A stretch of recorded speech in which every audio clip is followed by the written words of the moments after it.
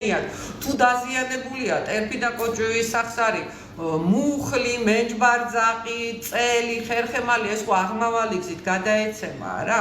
სხვათა შორის რაზე მინდა გავამახვილო ყურადღება, იცით, როდესაც არის ხერხემლის გამრუდება, ყოველთვის შეამოწმეთ ტერფი, იმიტომ რომ სკოლიოზის შემთხვევაში აზრი არ ექნება იმ ხერხემალზე მუშაობას, თუ იქ ტერფი არის დეფორმირებული, ის უნდა დადგეს სწორ პოზიციაში, თორე იმუშავებთ ამ ხერხემალზე, ყველა გადახდილი თანხა იქნება და ნუ შემდეგ გამოდიხარ და ისე დადიხარ, ხო, დეფორმულად და ეს წყალში იყრება ამ ხელაშრომა.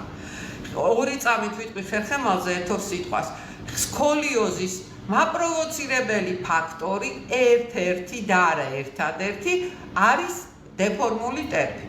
არსებობს სკოლიოზის ისეთი პათოლოგია, დაუშვა თავის თავში სკოლიოზი ქვია, რა ჯერჯერობით ის უფრო სწრაფადაც პროგრესირებს და რეალური მიზეზი არ ჩანს და რა თქმა უნდა, ყველა შემთხვევაში კომბინირებული მკურნალობა